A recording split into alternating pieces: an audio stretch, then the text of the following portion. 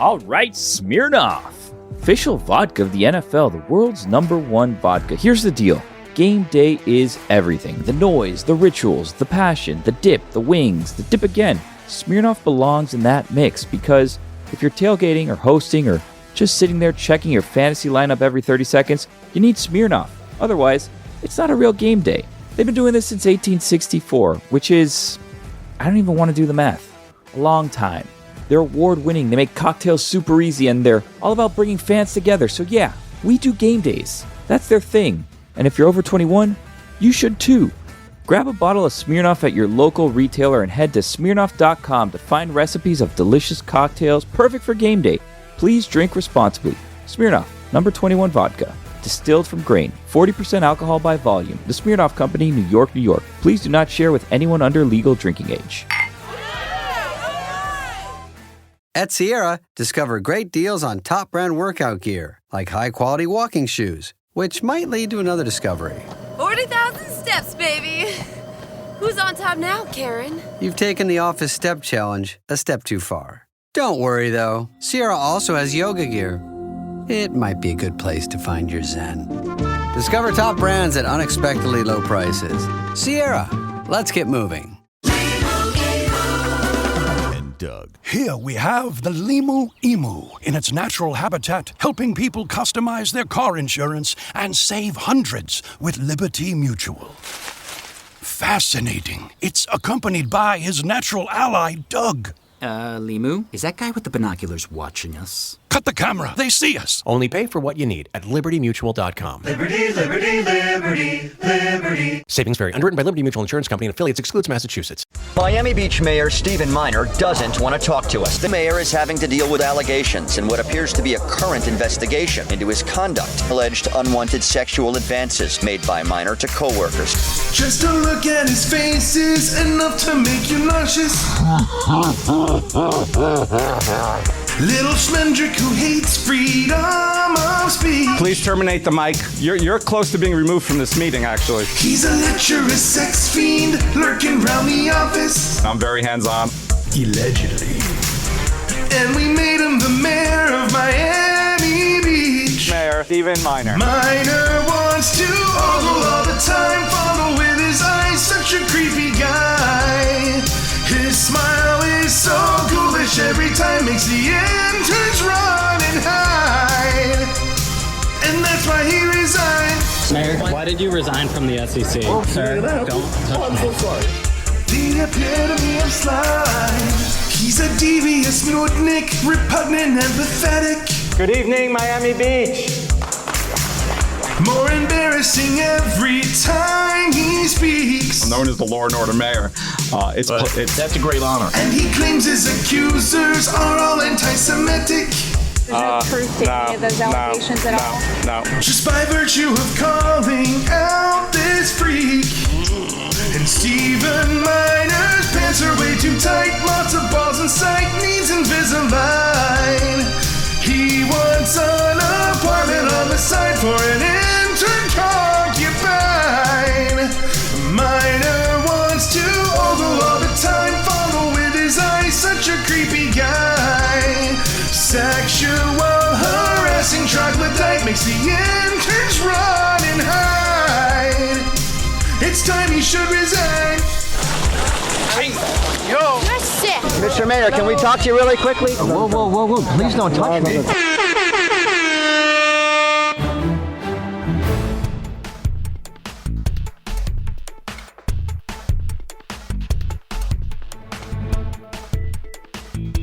Miami Beach mayor and accused serial sex pest Stephen Miner is running for re-election.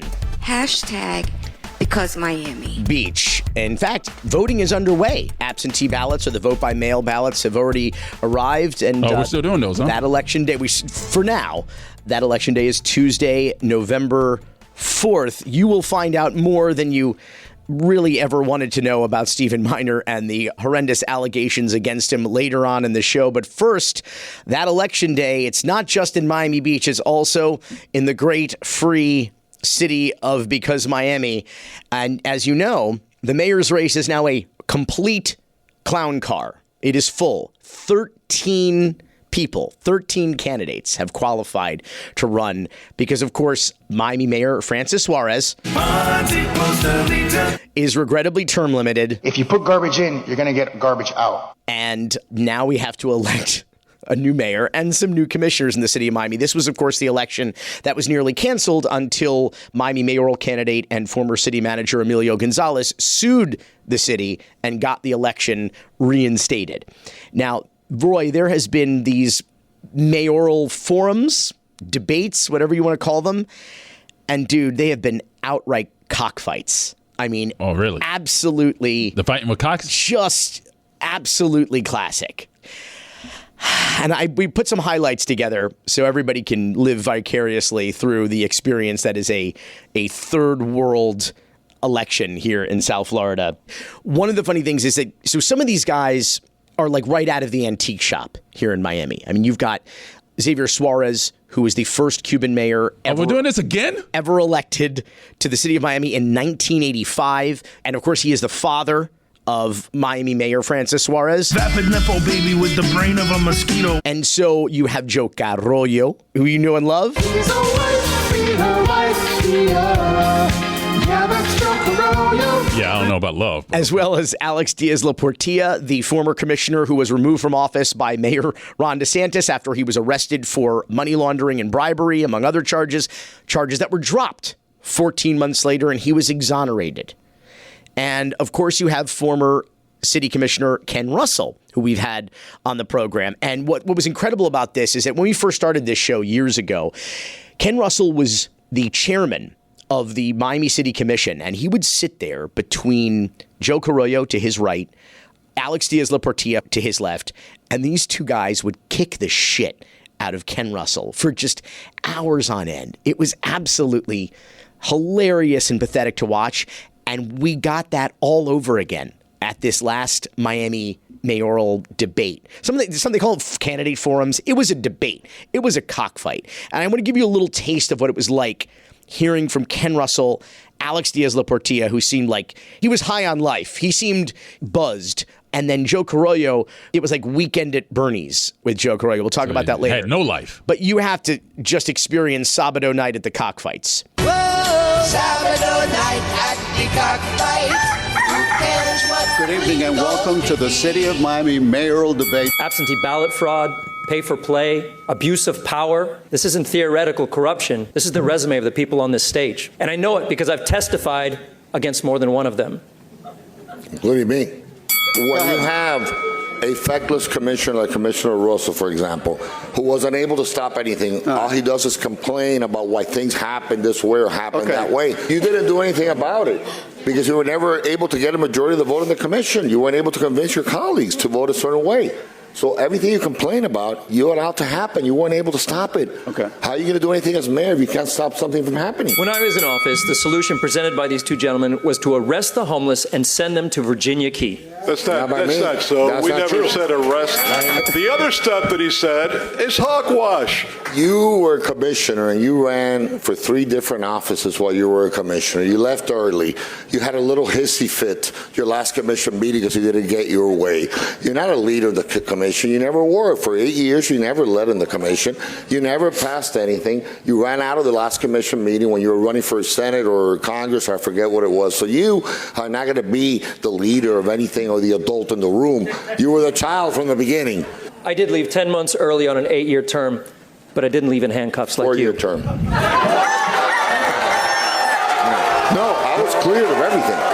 I was cleared of everything. All the charges were dropped. You were one of the co-conspirators. You perjured yourself. That's why you're part of the lawsuit that I'm filing.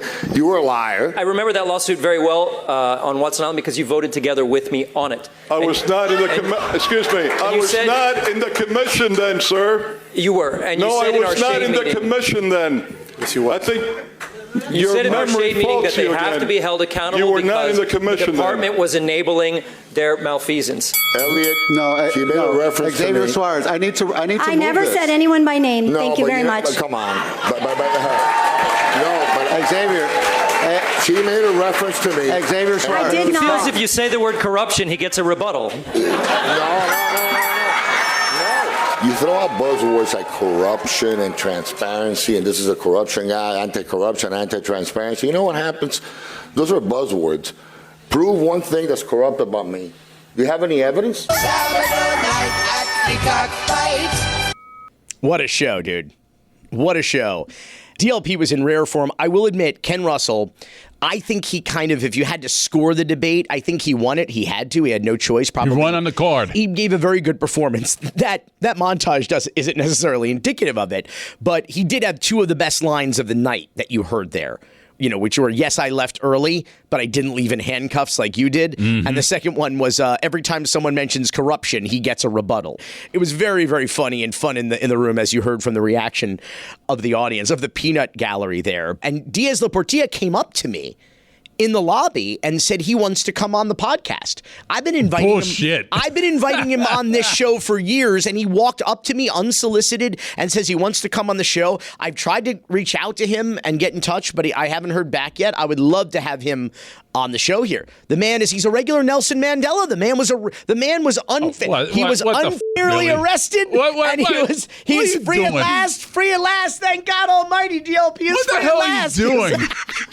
The man was falsely arrested for bribery and money laundering. I mean, like we have to have this conversation. This is an interesting conversation.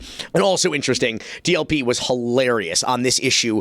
Someone brought up an issue that I bring up regularly, which is the political, like, dynastic crime families in this community, and about how we don't recycle our garbage in Miami, we re-elect it, and generationally too. And here's what he had to say about the dynasty argument. This ridiculous display is exactly why we need reform. Yes. It's not about the personalities on this stage. It's about the system of government that we have that encourages the dynasties to come back over and over again and control Miami. I don't agree with the whole dynasty argument. It's a complete bull argument, by the way. People go and people vote. Hey, they pick Alex Diaz-Laportilla, Joe Carollo, Frank Carollo, Miguel Diaz-Laportilla. That's fine. That's their choice. That's not a dynasty. That's not a dynasty. That's an election. It's a democracy. And that's what's beautiful about it.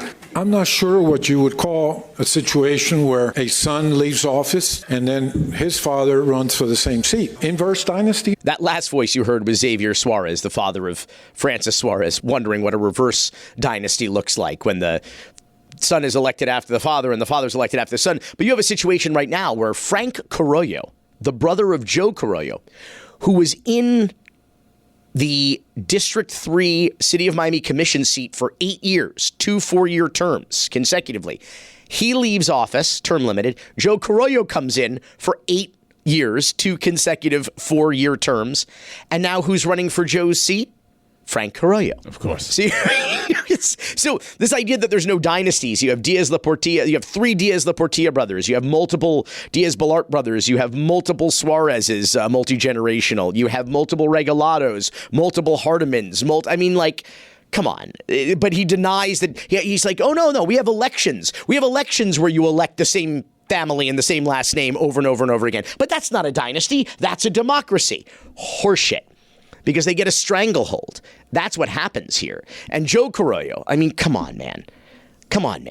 This guy's out here picking fights with everybody, including Emilio Gonzalez. And he has the audacity to go after Emilio Gonzalez for how he's paying his attorney's fees. Can you imagine Joe Carollo decides that the hill he wants to fight on and the moral authority he wants is who's paying for his attorney's fees when the taxpayers of Miami have spent over $20 million and counting on his personal attorney's fees in these corruption cases? But listen to this. But for me, we wouldn't be in this room because I had to sue the city of Miami to have the election that we're all competing in. We have a problem with corruption, massive. It isn't even individual corruption. It's now a cultural corruption. We should have transparency, since that's the other cliche word that's used so much in this campaign. Where did the hundreds of thousands of dollars to have the attorneys to file this lawsuit come from? Did it come from the $500,000 in Mission Miami PAC that comes from a New York investment firm? First of all, Joe, I haven't paid my legal fees yet. Secondly, I received a donation from a company that actually has no business. It's my firm. They do no business in Miami. They do no business in the state of Florida. And they believe in me. Unlike you, you've been shaking people down for 40 years. Okay?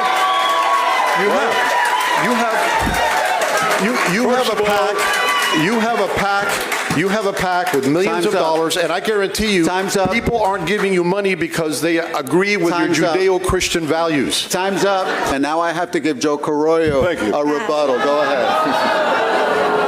Let him show one person that he claims that I shook down for a penny. He knows it's a lie because he was manager there. If he knew that, he could have reported it. All right. Okay. We live in legal problems. We are the self-licking ice cream cone for the legal community in the city of Miami. You can't pick up a newspaper or go on TV. There's a settlement. There's a lawsuit. It's just on and on and on. And it's never ending. It is never ending. We are a laughingstock because of this. We deserve better. We're serious people. You know what? Nobody else thinks we're serious people. Travel the world. They look at you and say, you live in Miami? No, come on. Nobody says that. And this is an embarrassment.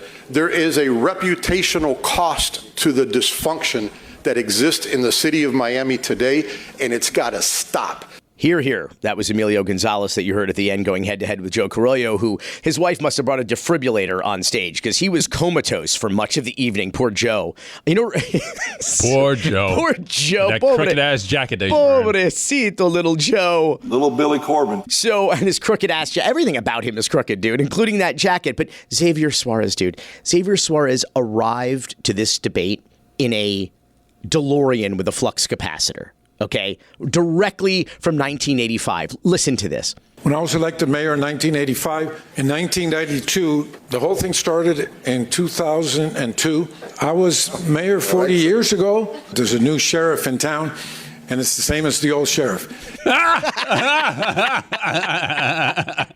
I mean, he talked about every year except 2025. It was 1985, 1992, 2002. Of course, doesn't want to talk about his son Francis Suarez's record. Mr. Mayor, you're brilliant. You were super smart. Because everybody knows he's a underhanded man-child fail, son. If you don't learn from history, you're doomed to repeat it. And speaking of learning from history, only in Miami do you have candidates who is the mayor 40 years ago saying shit like this. As soon as I left office, after 8 years of not a single criminal indictment against anybody on the commission, despite a few that may have come a little close. You got 3 commissioners that are under indictment. You've got... wait a minute. Only one city of Miami commissioner. The other ones are Dade County. I'm sorry. One commissioner, the city manager, and the chief financial officer. Right?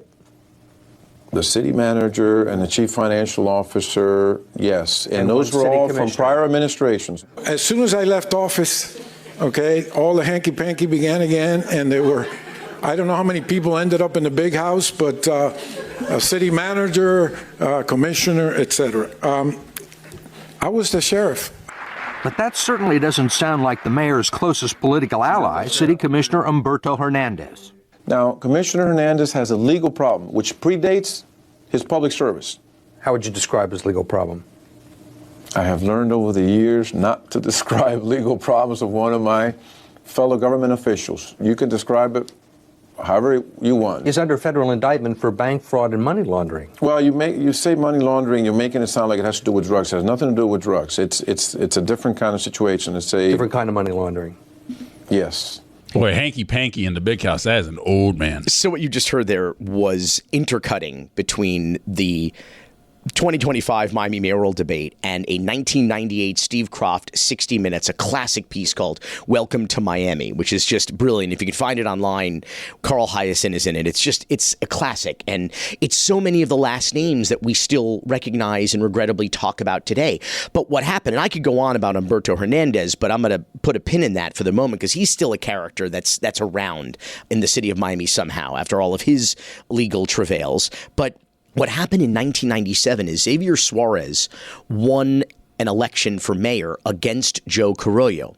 And then in 1998, a judge found rampant absentee ballot fraud, found that not only did felons vote and signatures of witness ballots were perhaps forged, but found that dead people voted in that election. And they were super voters. These were people who died and voted in every election since their death here in Miami.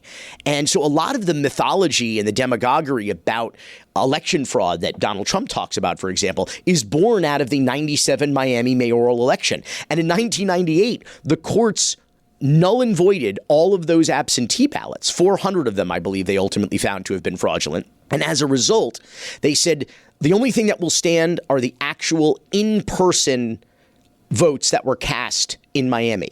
And that meant that Joe Carollo, who had come in second place to Xavier Suarez, was appointed the mayor by the courts. God damn it. So they removed Xavier Suarez as mayor for absentee ballot fraud and installed. Now, mind you, they never said that Xavier Suarez was aware of the absentee ballot fraud, but he had benefited from it. And so they removed him and installed Joe Carollo, who ultimately, of course, got arrested because... And that's how we got Mayor Joe Carollo in 1998. It's a fascinating story. And so Joe tried his best to explain these similar controversies. Listen to this. The FBI, the U.S. Attorney met with me to tell me that your city manager, finance director, commissioner, lobbyists were going to be arrested. I knew it already. I told them, I know. They were surprised. Well, I let them know who was the one that was spreading it out so they know who from inside was saying it. Does anybody have any idea what the hell he was just saying? No. You know what part of it, Roy, reminded me? Joe Carollo, like out there, it was so pathetic. He was just babbling on incoherently. He kept going. Elliot Rodriguez from CBS Miami, he was the moderator, and I thought he did a good job because it's like, how do you referee a cockfight without putting those gloves on and grabbing the roosters by the neck, and separating them? I thought he did a very good job, but Joe would just keep talking, and Elliot had to keep was forced to jump in and stop him, go time. We're on a time. There's 6 candidates up here. Everybody needs to talk. You know what it reminded me of? It reminded me of when Jeff Loria and David Sampson carted out Muhammad Ali to sort of not really throw out the first pitch, the actual opening day of Marlins Park, which I think is probably one of the most notorious and saddest days in the history of professional sports. I mean, literally carted him out there. That's what it reminded me of with Joe Carollo, but not quite as sad. No Child Left Behind, tutoring for children. Time, Joe. Reinvested in more buildings that we built so people could have their own and own their own house. Time's up. Paying for that also. Thank you, Joe. Run-ups are in December when nobody goes out. So what have we accomplished? Joe, your time's up. And the effect that it's had on them. Okay, Joe, they don't want to leave the streets. We didn't have any sewer, which was a lie. Joe, it was right next door. Besides being mayor. Okay, and if he were mayor, they wouldn't hire him for that. Joe. Secondly of all,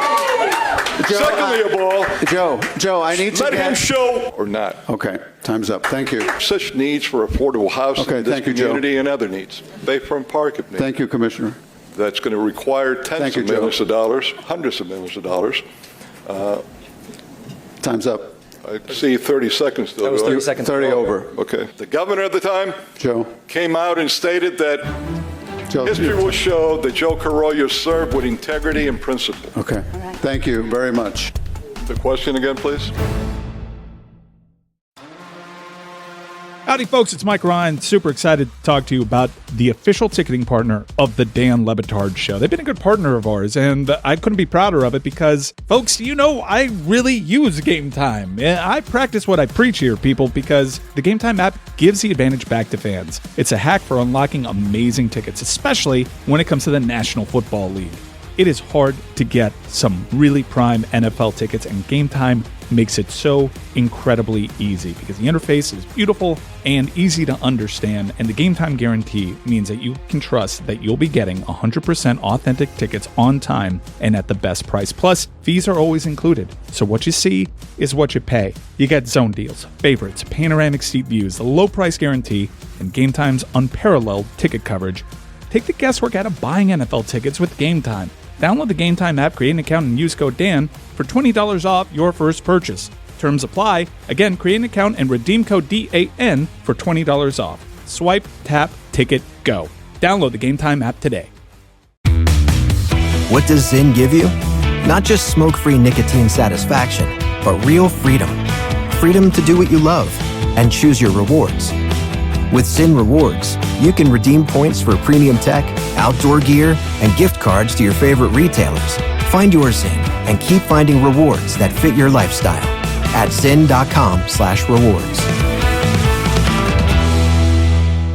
Warning, this product contains nicotine. Nicotine is an addictive chemical.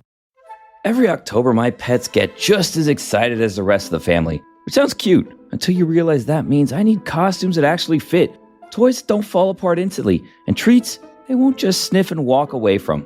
Luckily, Chewy has it all. Fast delivery, great deals, everything in one place. Dopey's happy, Izzy's happy. I look like I know what I'm doing. They've got food, treats, toys, even flea meds, all shipped to my door in a day or two.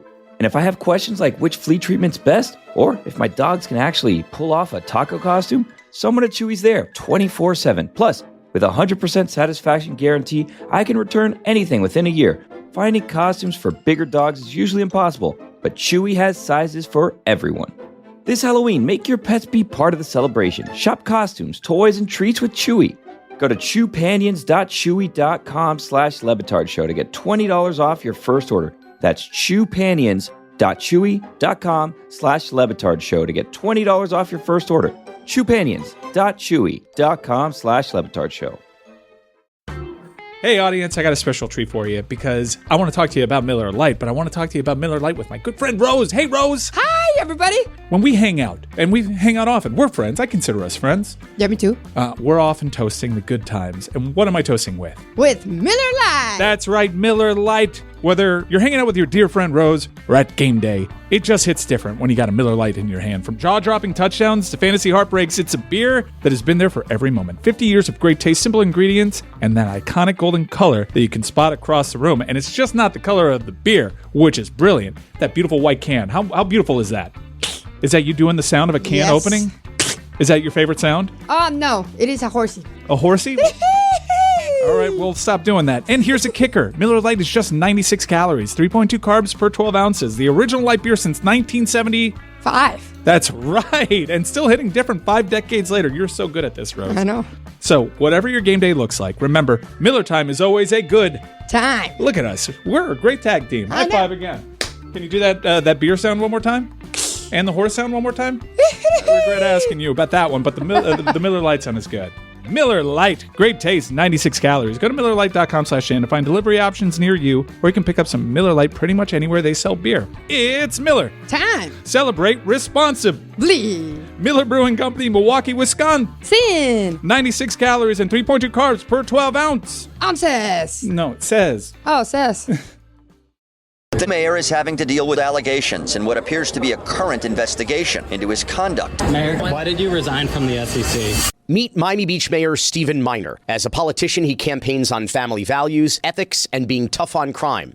In real life, he's an accused serial sex pest, reportedly under investigation for sexual harassment. For 17 years, Minor had a great job as an enforcement attorney at the U.S. Securities and Exchange Commission, working in the Miami office since 2007, making nearly $250,000 a year. Suddenly, last year, in 2024, he just quit, abandoning a $235,000 salary, all of his benefits, and sources say a lifetime pension that would have vested in just 3 years. Even stranger, his resignation form is like the Epstein files, completely redacted by the federal government, as if leaving the SEC is some kind of national security secret. Turns out, according to former colleagues, Minor wasn't just enforcing securities law, he was forcing himself on young ladies in the office. 3 women, 2 interns, and an attorney say Minor was not a coworker, but a creep who repeatedly and relentlessly sexually harassed them. In 2012, a college intern said Minor, who was married, invited her to dinner in Brickell after work, where he tried to kiss her twice. Both times she said no, and the next day told a colleague she was repulsed and had to push him back. Another intern who was in law school claims Minor wouldn't take no for an answer. She says he made inappropriate comments, asked her out repeatedly, and sent flirtatious text messages, even after she reminded him he had a wife and kids and she was in a serious relationship. The messages became more frequent and suggestive even after her internship ended, until her boyfriend got so frustrated he texted Minor himself to stop bothering her. It was the sheer persistence. It was me politely declining way too many times. In 2016, a junior SEC attorney said Minor's sexual harassment changed the course of my life. Minor would come into her office and stand on her side of the desk. He told her he wanted a second apartment, not for work or family, but to carry on an affair with her. She said he looked at my legs at least 3 times. When she told him to leave, he lingered, calling her one of his closest friends. She later wrote in a memo that she was shaking after the encounter. Records show she reported it to her superiors right away in 2016. Then she resigned from the agency 2 months later, blaming Minor's predatory behavior and the SEC's failure to address it. The woman told me he was an equal opportunity harasser. He even tried to kiss coworkers during work hours and on coffee runs to Starbucks. So there's no truth to any of those allegations at all? Last year, the SEC finally launched an HR investigation into the sexual harassment allegations against Minor, according to the Miami Herald. But months later, Minor was able to kill the investigation by resigning. It's false, by the way. There is no investigation. The mayor landed on his feet, though, immediately scoring a private sector job as senior executive at the Farkas Group, run by the founder of Blink Charging, a company who just months before hiring Minor got his vote for a city contract. Minor's tenure as mayor has been marked by crime and a lack of accountability. I have tried to text, call, and email you, and you won't answer. Don't touch me.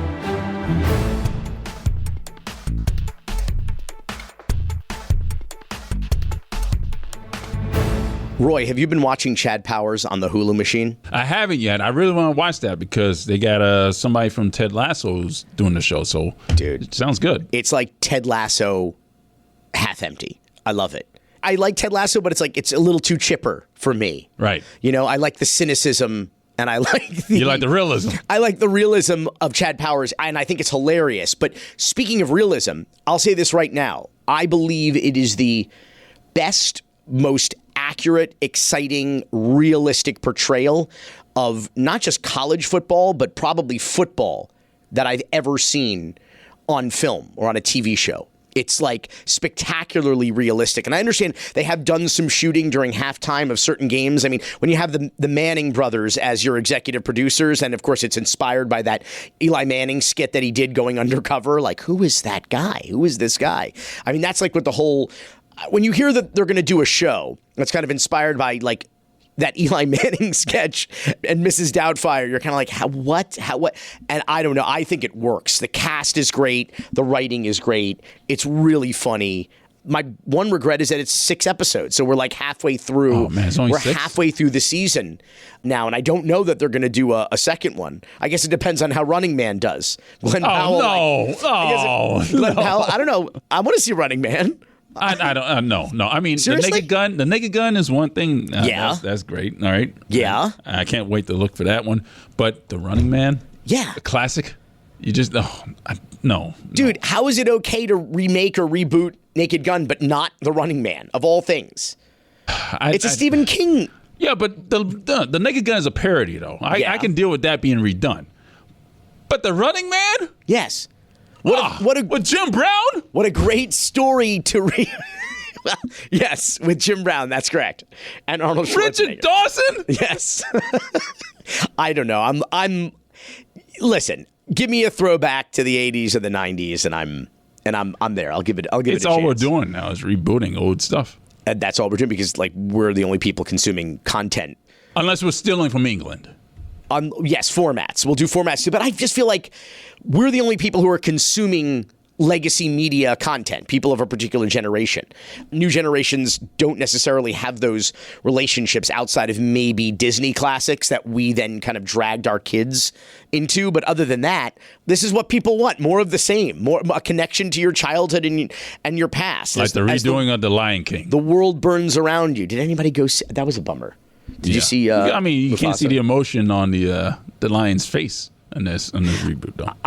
I find that uncanny valley on like the CG animals talking that creeps me out a bit. Yeah, I can't do that. I can't. And also, it's just another animated movie. It's not a live action remake of the Lion. It's just another cartoon of the Lion King. Yeah, I don't really get it. It creeps me out a little bit. I do want to do some updates, though, because believe it or not, we do cover some important shit here on the program. We do. And it comes around again. I don't know if you remember, we interviewed Marvin Dunn about the Donald Trump Presidential Library right next door here. Yeah. By the way, something that we're a tourism town. And if you want to open a tourist attraction here, I don't really care what it is. I'm fine with a Trump library, presidential library, hotel, casino, whatever the hell it is being built over here. The problem is the real estate hustle. The problem is that they gifted him this upwards of $350 million piece of land owned by this public university, this public college. Turns out I'm not alone in that feeling. A poll by Bendixon Amandi and reported here in Florida Politics shows that a whopping 74% of Miami-Dade respondents say that this 2.6 acre parcel targeted for this Trump facility should instead stay with the college for possible expansion. Just 14% said the state should take the land and gift it to Trump. Naturally, Republicans are warmer to the idea, with 59% supporting a Trump library on the state-acquired Miami-Dade College land, compared to 29% who oppose it, whereas you have 94% of Democrats against the plan. But here's the thing, 69% of third-party and no-party voters feel the same. This is not a winning issue. It's barely even a winning issue amongst Republicans in Miami-Dade County. That was a very surprising poll to see, honestly. Well, none of this feels legal. Well, it certainly doesn't feel kosher. Like, I don't know if it's legal or not, and there's certainly going to be legal challenges that are working their way through the courts now, but it's just like, if you want to sell them the property at fair market value, or put it on the market and find out what that value is. But when you're kind of staking the future of this very important, it's one of the largest colleges, I think, by student body in the entire country. So this is a very important institution to the country, to this community, and they don't have a lot of room for growth. And to give away a piece of property like this, I just think again, sell it. That's fine. Build the endowment of the school, pack some money into the institution that you could help to grow it and help support the students and the faculty. But to give it away, and that's the thing too. I like the fact that it would share a lot with the Freedom Tower. I don't have a problem fundamentally with any of that. To me, it's just the fact that everything in Miami is a real estate hustle. The other thing is, symbolically, that sharing the lot with the Freedom Tower just is... Symbolically, I think it's hilarious. I just think it's hilarious. Why not? I mean, it's the Ellis Island of the South, and you're going to, the view of it is going to be a celebration of the deporter-in-chief. I mean, that's going to be his legacy. That's what he chose his legacy to be. I think so be it. This county voted for him. This county went red for the first time in decades for a presidential election, and this is what we wanted. We wanted him to deport people. To be clear, the poll was not, do you want a Trump presidential library here or not? It's not really going to be a presidential library. It's really going to be... It's a casino and hotel. Well, I mean, you don't know. A casino wouldn't arguably be legal, but if anybody could make it happen, I believe that Trump could make it happen. But it's going to be a major duty condo tower and retail mecca and everything. And it's going to basically put the Freedom Tower in its shadow is what it's going to be. And again, I think that's hilarious. I can bathe in the irony of that all day long. I just don't think we should be giving away a piece of property that could be worth $350 million owned by this public university or public college for free. I just don't think that's something we should do. And again, neither do 74% of my friends and neighbors in Miami-Dade County 74% of this county doesn't agree on anything, which is absolutely crazy. I also have to love that actually, sort of my people, third party and NPAs are 69% against it. That's 69. Yes, I understand the connotation of the number 69. Well, look at it this way. At least it's not in Broward. No. Hang on. I have a cart for that. Broward! So also in an update, remember the Hope, Florida story? We had Republican state rep Alex Andrade on the story. He actually uncovered during last year's or earlier this year's legislative session that there was something also unkosher going on. We have, at this point, information that tends to show that our attorney general committed money laundering and wire fraud. State lawmakers asking tough questions about how $10 million was funneled into a nonprofit called Hope Florida and not into a state bank account. The charity was spearheaded by First Lady Casey DeSantis. That cash quickly went out the door to two nonprofits for $5 million grants and promises that the money would be used to further Hope Florida's mission, not politics. But those nonprofits later gave millions to a political committee fighting and defeating last year's recreational weed amendment, Keep Florida Clean, a group chaired by former DeSantis Chief of Staff turned Attorney General James Uthmeier. James Uthmeyer knew it was a tax-deductible donation to a charity when it went to the charity, and then he knew that the second these two dark money groups would receive the money, they would send it to him and his PAC. It's shocking to me that the state's attorney general couldn't even cover his tracks better. The guy can't even crime right. I mean, like, you'd hope that the attorney general would be able to cover up his criming a little bit more efficiently. So that's how it started. And this is how it's going this week. Prosecutors at the Leon County Courthouse are taking their Hope, Florida investigation behind closed doors, reportedly convening a grand jury this week.